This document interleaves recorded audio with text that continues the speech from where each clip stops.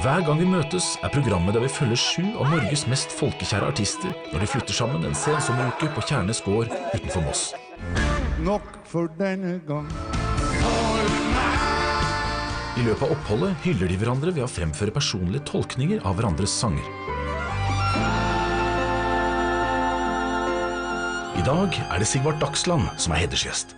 Du googler Sigvart Dagsland, så kommer det først opp Sigvart Dagsland, kristne rocker. Og så rocker også, jeg synes det blir... Du har reagert mest på det, du. Oi, skal du gjøre den? Nei, Gud, så kjekt. Følg med på en fantastisk musikalsk reise i hver gang vi møtes. Folkens, det rett og slett meg som har da fått æren av å finne aktiviteter. Så jeg tenkte litt på dere sånn, hva det disse folkene trenger? Så har jeg forkastet det. Jeg tenker på, hva det jeg liker? Nei. Ja, dere lurer på hva det Ja. Det en kombinasjon av 2 idretter. Frisbee og golf. Frisbee-golf. Jeg skal rett og slett kaste frisbee på sånne... Vi har rett og slett en 4-hullsbane. Frisbee-golf. Det jo noe som jeg aldri har prøvd. Bortsett fra på PlayStation sammen med datteren min. Her sitter vi jo på en gård, og vi har svære jorder. Så det tenkte jeg var helt optimalt. Jeg tror det blir utrolig gøy. Hva han kalte det? Frisbee-golf? Jeg har ikke gjort det før. Skjønner ikke helt hvordan man skal gjøre det heller, men jeg gleder meg til det. Jeg har spilt sånn frisbee-golf masse i Hviterussland. Har du det? Ja, det jo ikke noe sport som var lov i Sovjetunionen, annet enn frisbee-golf. Hæ? Nei, jeg tuller med. Ok, ingen lever evig. Oi! Ja. Og gjør som... Oi! Ok.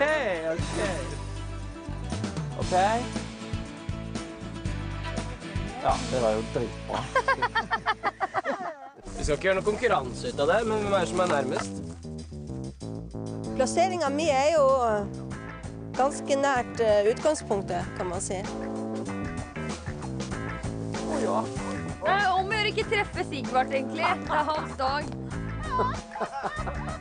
Det ikke så mye frisbeekasting i Tromsø. Jeg vet ikke hvor vi skal stå i fjæra, liksom.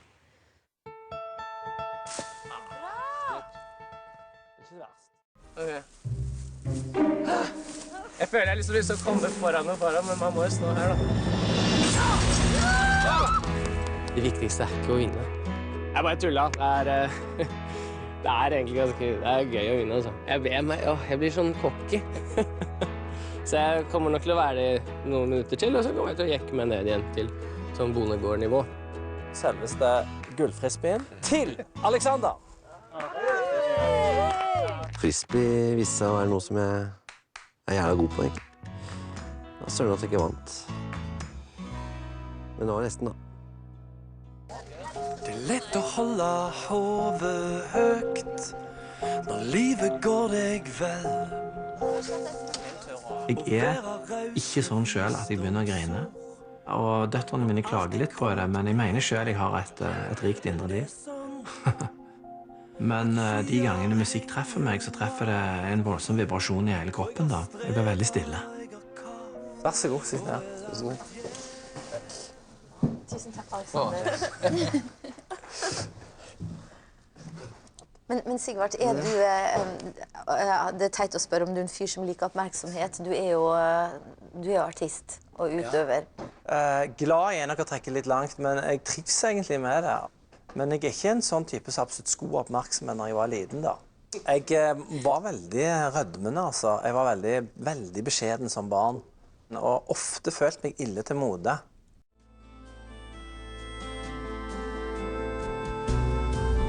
Det finns noe av deg som ikke forstår. Der prater seg i hel mens tida går. Noe av deg som ikke tror det for deg ser. Som ikke reagerer før taket ramler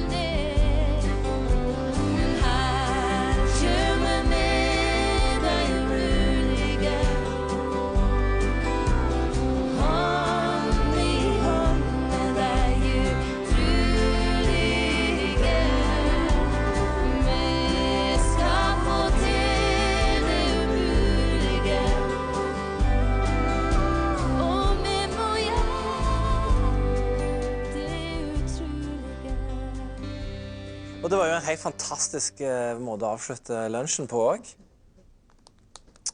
Her skjuler det seg noe. Dere skal få være med på en aktivitet. Det er en aktivitet som vi gjør ofte om julen i familien Krüger Dagsland. Så vi bare takk for lunsjen, klar for aktivitet. Er det noe i den konvolutten, egentlig? Ja. 1000 kroner til hver. Ja. Yes, da er vi klar for neste aktivitet. Og hjemme hos oss da på første juledag. Det vi spiller, det er rett og slett mimefantasi. Og for å få det helt autentisk så har jeg da fått 20 oppgaver fra Sofie og Emma. Jeg synes det var kjempefint at det var døtrene hans som hadde laget de spørsmålene. Jeg synes jo dette er veldig pinlig. Altså, du er ikke alene om å synes det, altså. Det er... Vet du hva det er? Nei, jeg vet ikke hva det er. Du kan alle sammen. Nei, jeg ble bare litt sånn sjokkert over den naskegreia. Altså, nå er jeg litt sånn, ja, jeg er litt Men naskingen, ja, du er rett og slett litt bekymret, du. Ja. Jeg lover at jeg ikke... Jeg lover at jeg ikke vet det. Ja, ett ord. Ja, første ordet. Speil. Nei, er det? Det var det så enkelt. Give me baby one more time. Oh my god. Som Saja er jo veldig teatralsk. Hatt. Sjørøver. Korpspike? Nei. Om det ikke blir så forstått, så er det i hvert fall teatralsk. Du er en fisk. Ressursvalg. Og en fransk mann. Og det var jo veldig bra. Åpne dør. Do. Papir. Tom dorull. Lars fikk jo mistenksomt mange sånne mimeting med do. Toalett. Nummer 1, ja. Nummer 1.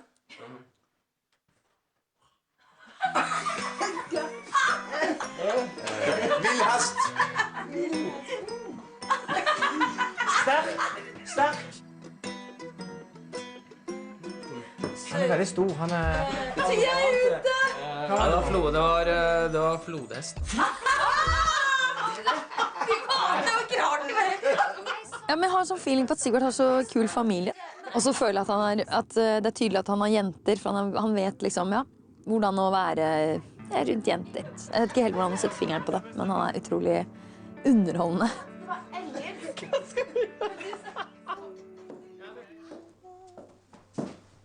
Du må gjøre alt. Det kan jo at... Pass på dressen, da. Jo, men det kom jo litt oppi det. Det der var jo ganske smooth. Skal vi ikke bare dele flaska og bare sånn sende den rundt, da? Ja, men det er sånn vi gjør det. Hvorfor er det gærent med det? Det er mye penere å bare helle i hvert glass. Ja. Men disse artige triks, eller jeg har aldri sett det her før. men det er gøy sånn triksmessig.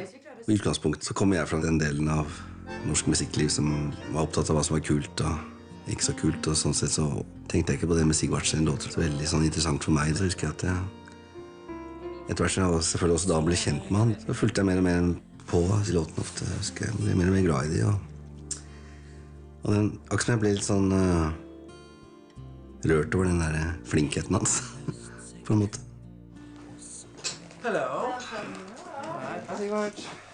Ja vel. Jeg tenkte du skulle drikke litt sånn. Ja, jeg har aldri smakt det, men det er gøy å prøve. Jeg kan synge en sang som heter Svik. Jeg har tenkt litt på det faktisk i dag, for at jeg har hatt så fin kontakt med Sigvart. Liksom. Jeg kjenner det at det er litt viktig for meg at han setter pris på det.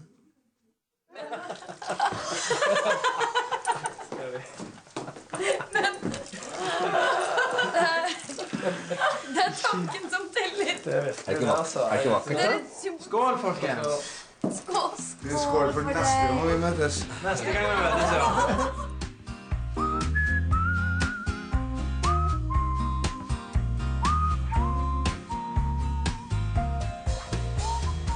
Jeg synes det har vært en veldig varm dag, og det har vært en morsom dag, og det har vært... Det som står i høysetet er jo musikken da, og det har vært veldig frodig. Verden vil betas, juggel blitt stas, folket vil ikke dras mot det som... Jeg vil si at det er mye roligere å ha sin egen dag enn å skulle bearbeide og lage en versjon av noen andre sine låter. Det er mer avslappende å ha sin egen dag. Hei igjen, hele gjengen. Hei. Meny. Det er bare dyr som har hatt det fryktelig godt og nærmest plystret på vei til slakteriet. Varmrøkt sik med eggerøre. Og så til middag så er det altså livesj-kylling, og til dessert er det frisk frukt. Yes, vi kan bare sette oss. Hva var den første her? Du sa det var... Varmrøkt sik. Ja, for det høres ut som noe helt annet. Jeg følte liksom at det var litt feil, men... Lykkelig sik. Hva er det da? Det er fisk. Det er fisk. Ja. Kjære Sigvard, jeg liker deg veldig godt. Jeg skal gjøre en sang som jeg tinga på.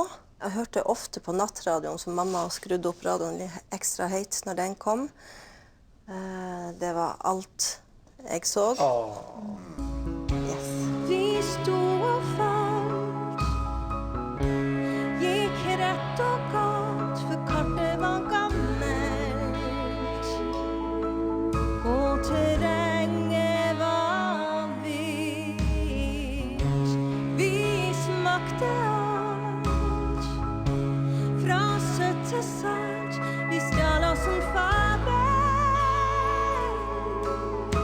i en roman vi forbi. Det er en ting jeg lurer på, og det er du har en kone du står på scenen sammen med. Hvordan er det? Nei, vet du hva? Det er silkeføre. Og i begynnelsen så var vi veldig opptatt av å ikke opptre sammen da. For at Se og Hør lå i buskene, og vi skulle ikke være noe Se og Hør-par da. Og så plutselig begynte vi å spille sammen, og så begynte det bare å bli mer og mer. Så nå jobber vi sammen. Ja. Barna har jo ikke sett på et par år.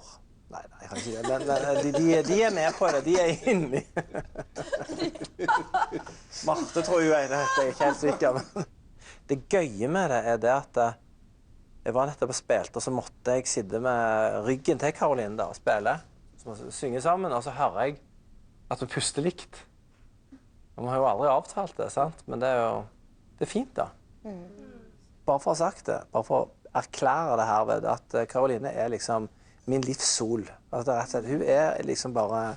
Jeg beundrer henne veldig, så jeg er veldig heldig der. Karoline ble jo syk for 3 år siden og fikk kreft. Så jeg stod i en reell fare for å miste henne, og da skjønte jeg liksom at jeg ville klare meg, men jeg skjønte at jeg ville ha mer av det livet vi hadde.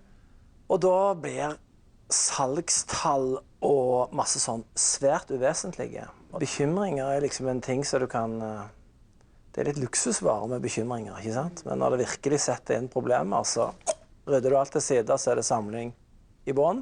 Men liksom når du feiser plutselig noe veldig alvorlig, som heldigvis gikk forferdelig bra. Alt gikk jo akkurat som det skulle. Skål. Ja, skål for det. Rett og slett. Ja, skål. No. Altså den tida, når vi snakket litt om TenSing tidligere, ikke sant? Og det var jo som en vind som kom inn i kirka. Altså det var jo ikke engang... Du var sikker på det ut, for det var ikke lov å bruke trommer i kirka. Ja. Ikke sant? Så det skjedde en veldig stor forhandling da. Du var nå i fronten der, du. Ja, på en måte så var jeg ikke i fronten for der var det andre som gikk foran. Men det som kanskje var litt mer da, var når jeg begynte jeg skjønte plutselig at altså homsene for eksempel har hatt det ganske kritisk i kirka, og de gjør jo bare noe av kjærlighet, og jeg kunne ikke finne noen som helst grunn til at den guden jeg tror på skulle være imot det. I så tilfelle ville ikke jeg vært så veldig interessert i den guden. Og dermed så skjønte jeg at jeg var feig om jeg holdt kjeft da, for dette var jo på slutten av 90-tallet. Og da sa jeg det veldig tydelig. Fikk du noe pes noen steder, eller? Jeg fikk masse pes fra de som var kristne. Og en del fra de som var ikke-kristne mente at sånn skulle ikke kristne oppføre seg. Dagbladet gjerne da. Å ta et standpunkt er kjempeviktig. Og særlig også når man har barn, så er det viktig å vise dem at man står opp for seg selv. Jeg har sagt til mine barn også, jeg har ikke liksom følt veldig ubehag ved at jeg skulle frelse dem, altså. Det er ganske høyt under taket hos oss da. Men jeg tenkte bare på det med, for eksempel moren din, hun er en som har støttet deg i disse tingene da. Det er helt riktig, hun støtter meg veldig, det gjorde hun egentlig alltid. Jeg ser jo nå det at de genene har kommet veldig godt med, og den oppveksten har kommet veldig godt med. Ja, jeg vil gjerne si noen ord. Ja, jeg skal synge en sang da. Og det er en veldig alvorlig sang. Handler om å føle på urettferd. Låta heter «Kan jeg gjøre noe med det?» Wow. Når jeg synger den. Det er gøy. Kan jeg gjøre noe med det? Kan jeg gjøre noe med det?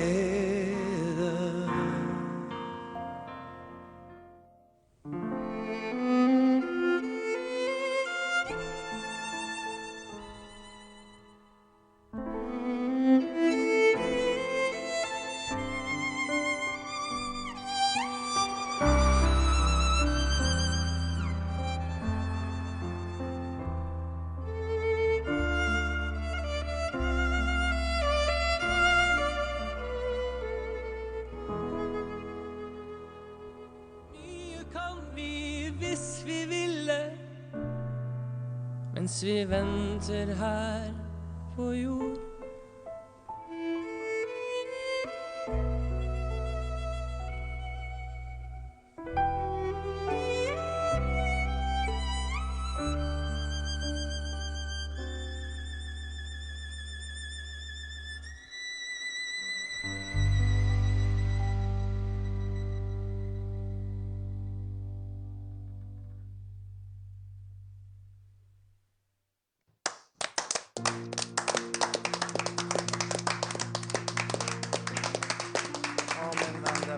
Ulidelig vakkert.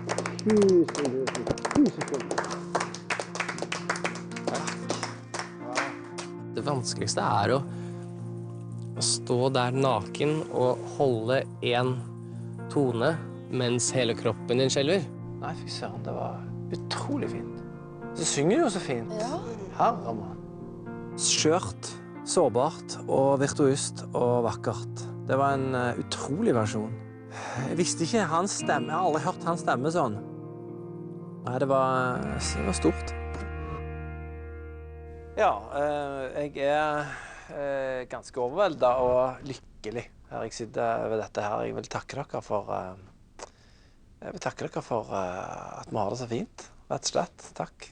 Min dag har vært fylt av veldig mye varme og glede, synes jeg. Da. Så det har vært en reise å høre låter fra 88 og frem til i dag som blir framført av andre artister. Og da skal vi da gjøre en låt til slutt, duett. Så jeg har landet på at jeg har fryktelig lyst til å gjøre den sammen med deg, Alexander. Kan jeg gjøre noe med det? Så det har gjort meg veldig fornøyd. Enkelt og greit. Jeg er veldig tilfreds og litt grann stolt. Når jeg ser at tunge skyer senker mørk nå over oss. Når jeg ser de slibe kniver og legger opp til det og slåss, kan jeg gjøre noe med